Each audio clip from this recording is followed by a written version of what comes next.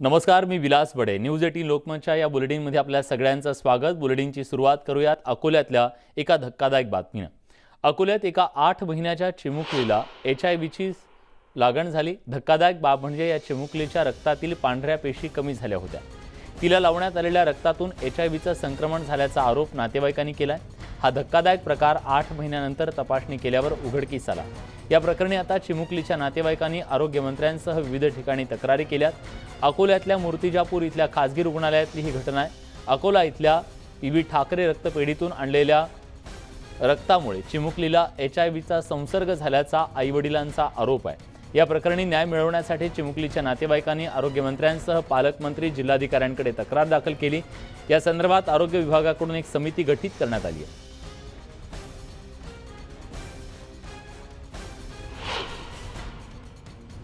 Doctor साहब ने बोले जैसा उसको प्लेटलेट की ज़रूरत है, प्लेटलेट देना पड़ेगा। तो हमने डॉक्टर साहब ने एड्रेस दिए ठाकरे लैब वाले का, बोले वहाँ से प्लेटलेट आप ला लो जाके, हम यहाँ पर चढ़ा देंगे बोले दवाखाने में। तो हमने ठाकरे लैब वाले के पास से प्लेटलेट लाए और वो बच्ची को चढ़ा भी दिए। लेकिन जब से उसको प्लेटलेट चढ़ाए वो बच्ची की तबीयत ज़्यादा सीरियस होने लगी। तकरीबन 8 महीने में 8 मरतबा उसको एडमिट की ज़रूरत पड़ गई।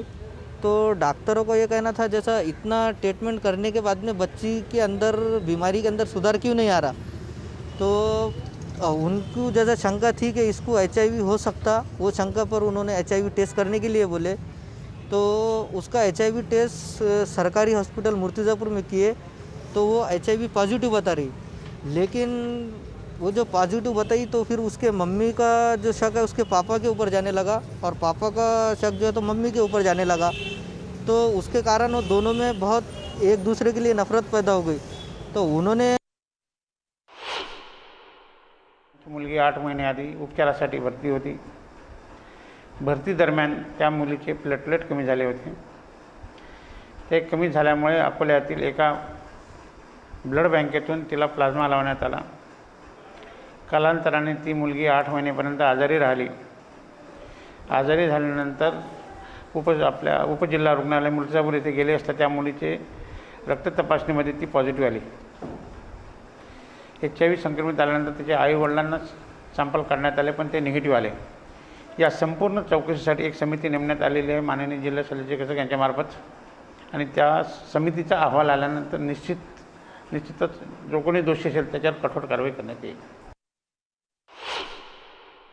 याच्यात काय झालं की हे जे रक्त पुरवठा केला गेला त्या रुग्णास दिलं गेलं, हा रक्तपुरवठा आमच्याकडनं निगेटिव्ह अहवाल आल्यानंतरच दिलं गेलं आहे. पॉझिटिव्ह अहवाल असलेल्या प्रत्येक रक्ताचं युनिट आम्ही डिस्कार्ड करतो आम्ही. तेव्हा विंडो पिरियड म्हणजे 3 ते 4 महिन्यापर्यंतचा विंडो पिरियड असतो. या विंडो पिरियडमध्ये रक्ताची तपासणी केली तर त्याचा अहवाल एलायझा अहवाल निगेटिव्ह येतो.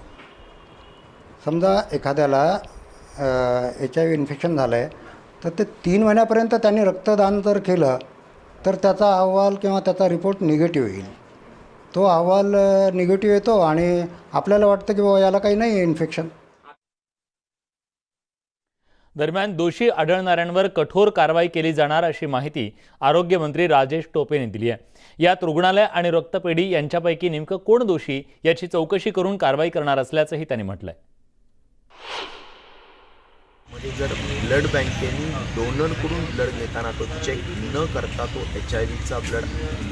HIV वाला डोनर असताना सुद्धा त्यांनी ब्लड स्वीकारलं आणि त्याचबरोबर ज्या हॉस्पिटलमध्ये त्यांनी ते ब्लड त्या लहान बाळाला दिलं त्यावेळी सुद्धा त्यांनी सॅम्पल टेस्टिंग करायला पाहिजे होती. तर 2 ठिकाणी जो काही लॅप्सेस झालेला आहे प्रोसिजरमध्ये निश्चित प्रकारे त्या बाबतीतली चौकशीच्या रिपोर्टच्या आणखी कारवाई केली जाईल.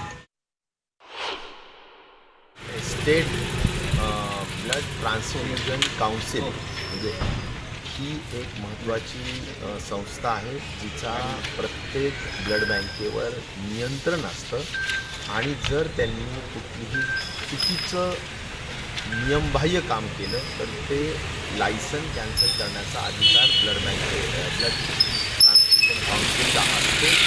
आणि त्यामुळे त्यांचं ब्लड बँकेचा जो व्यवहार किंवा व्यवसाय जो ते करू शकतात ते करता येणार नाही.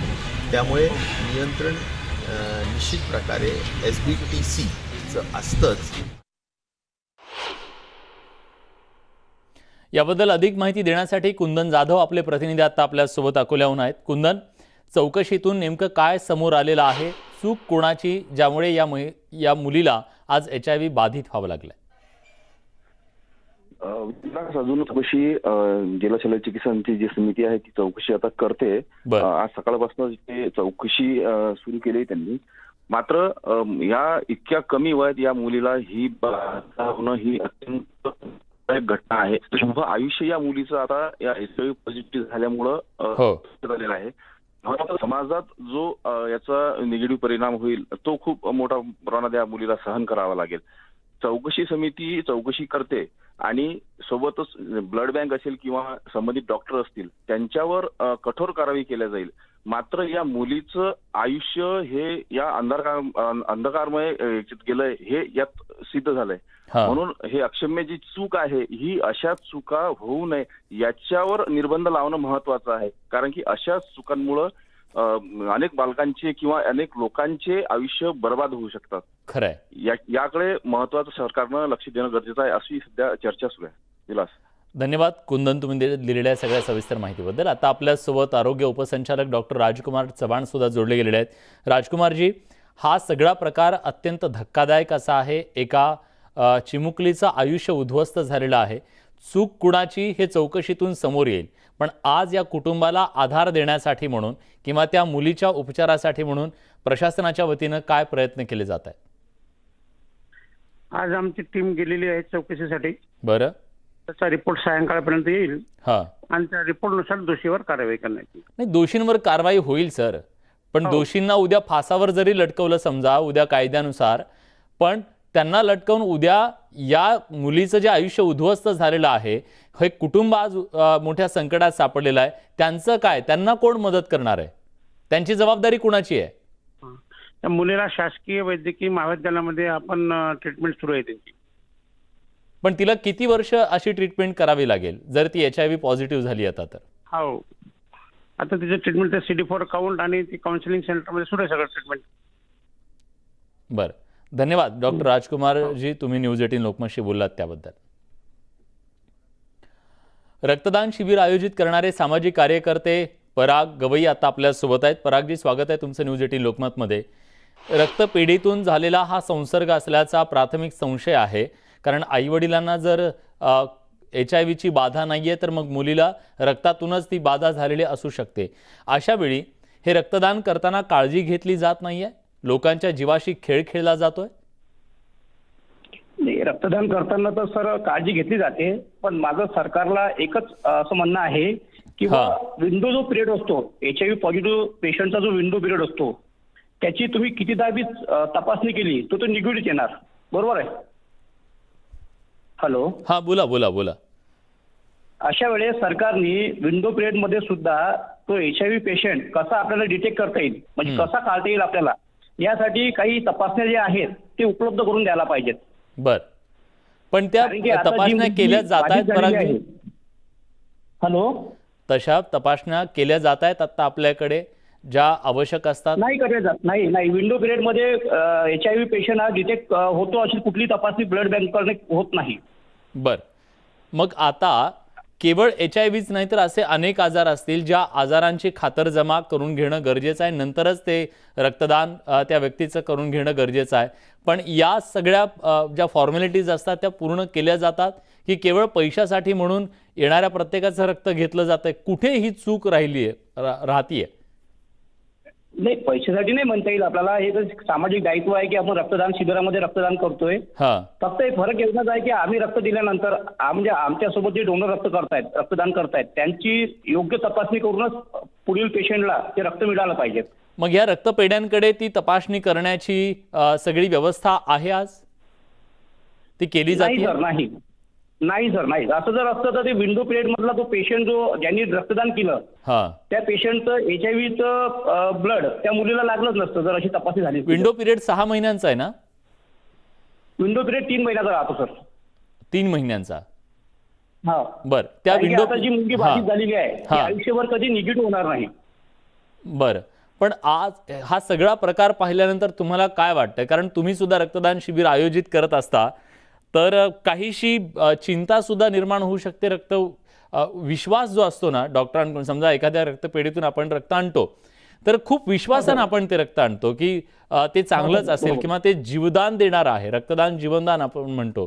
पण अशा घटना समोर आल्यानंतर काहीशा त्या विश्वासाला सुद्धा एक ठेच पोहोचते. हो सर, हो निश्चितच. कारण की आमच्या मनात पण एक भीती निर्माण होते की येणारा डोनर, कारण की डोनरला कुठला आजार आहे हे आम्हाला माहित नसते कॅम्प ओनरला, बरोबर आहे. आम्ही एक ब्लड म्हणजे रक्तदान शिबिर जे आयोजित करतो हे सामाजिक दायित्व म्हणून आम्ही आयोजित करत असतो. पण आमच्याकडे येणारा डोनर हा कुठला आजार आहे हे आम्हाला माहित नसते. ते रक्तातून तपासल्यानंतरच माहित पडणार सर. बर, पण मग तुम्ही रक्तदान शिबिर आयोजित केल्यानंतर एखादी रक्तपेढी असेल ती घेऊन जात असेल तुमच्याकडचं जमा झालेलं ब्लड, पण त्या ब्लडवरती त्या वेगवेगळ्या तपासण्या करणं, त्या सगळ्या गोष्टी होत नाहीत? नाही, तपासण्या होतात सर. ज्यांचे जे आहेत, जे उपलब्ध आहेत तपासण्या ते होतात. पण जसं विंडो पिरियडची तपासणी जी आहे ती कुठल्याही ब्लड बँकमध्ये उपलब्ध नाही आहे. ते जर सरकारने उपलब्ध करून दिली तर कदाचित होऊ शकते की आमच्याकडे असलेला एखादा इफेक्टिव्ह रक्तदाता हा आम्हाला माहित पडणार की याला काही आजार आहे म्हणून. परागजी, आपण रक्तदान जीवनदान म्हणतो, पण आज एका मुलीला HIV पॉझिटिव्ह व्हावं लागलेलं आहे. तिच्यासाठी निश्चितपणे आज एक अंधकार घेऊन आलेला हे रक्तदान ठरलेलं आहे. तुम्हाला काय वाटतं, या मुलीला काय मदत व्हायला हवी? सर, मदत तर एवढीच आहे की तिचं आरोग्य चांगलं राहावं. कारण की ते निगेटिव्ह तर कधी होणार नाही. एकदा पॉझिटिव्ह झालेला पेशंट हा कधी निगेटिव्ह होत नाही, तो फक्त मेडिसिनवर राहतो. माझी सरकारला एवढीच विनंती आहे की अशा पुढील घटना अशी घडू नये किंवा कुणाचंही जीवन अंधकारमय होऊ नये, यासाठी हे जे महत्त्वाच्या तपासण्या आहेत हे तरी उपलब्ध सरकारने करून द्यावा. नक्कीच आशा करूया की सरकार त्याच्या संदर्भातली पावलं उचलेल. धन्यवाद परागजी, तुम्ही न्यूज 18 लोकमतशी बोललात त्याबद्दल. आता आपल्यासोबत अकोल्याच्या जिल्हा शल्य चिकित्सक डॉक्टर वंदना पाटोकार आहेत. वंदना मॅडम, स्वागत आहे तुमचं न्यूज 18 लोकमतमध्ये. जो काही प्रकार समोर आलेला आहे तो अत्यंत धक्कादायक असा आहे, खरं तर संतापजनक सुद्धा म्हणावं लागेल त्याला. कारण आज एका मुलीचं नाही तर कुटुंबाचं आयुष्य उद्ध्वस्त झालेलं आहे. तुम्हाला काय वाटतं, का झालं असावं हे सगळं? तुमच्यापर्यंत काय माहिती पोहोचली आहे? सर, हा प्रकार धक्कादायकच आहे आणि सदर प्रकरणाच्या चौकशीसाठी आपण टीम नेमलेल्या आहेत. आज टीम सकाळपासूनच सदर प्रकरणाची चौकशी करत आहे. जे बाल रुग्णालय जिथे हे ब्लड दिलं गेलं आणि ज्या ब्लड बँकेमधून हे इश्यू झालं, आणि स्टेट आणि सेंट्रल लेवलवरून FDAच्या टीम सुद्धा आलेल्या आहेत. तर त्यांच्या मशीन्सची जी क्वालिटेटिव्ह तपासणी आहे ती सुद्धा सुरू आहे. तर आमची चौकशी संपल्यानंतर आपल्याला एक सखोल अहवाल त्या बाबतीत आम्ही देऊ शकतो. नक्कीच. आता त्या मुलीची तब्येत कशी आहे मॅडम? मुलगी आता स्टेबल आहे. मधल्या काळात तिची तब्येत वारंवार बिघडत होती, म्हणून जुलै महिन्यात त्यांचं HIV टेस्टिंग केलं गेलं आणि ती पॉझिटिव्ह आल्यानंतर तिला आवश्यक ती औषधोपचार सुरू केले. तर आता बाळ स्टेबल आहे. भविष्यामध्ये तिला कुठल्या अडचणींना सामोरं जावं लागू शकतं जर ती आता ह्या वयापासून HIV पॉझिटिव्ह असेल तर? भविष्यात पण ती आता आपल्या कडून तिला व्यवस्थित उपचार जर चालू राहिले तर HIV पॉझिटिव्ह तर ती राहीलच, परंतु ते टाळता येतील व्यवस्थित ट्रीटमेंट चालू राहिली तर, आणि ती आपल्याला देता येईल शासकीय रुग्णालयातून. बरं, पण आपण या कुटुंबाला, कारण अत्यंत सर्वसाधारण कुटुंब, गरीब कुटुंब हे आहे, या कुटुंबाला सरकारच्या वतीनं काय मदत केली जाऊ शकते? सर, त्या बाबतीत वरिष्ठांकडून निर्णय घेतले जातील. ठीक आहे. सध्या तर आम्ही चौकशी करून नक्की कुठे काय प्रॉब्लेम झालेला आहे तो फाइंड आउट करत आहे.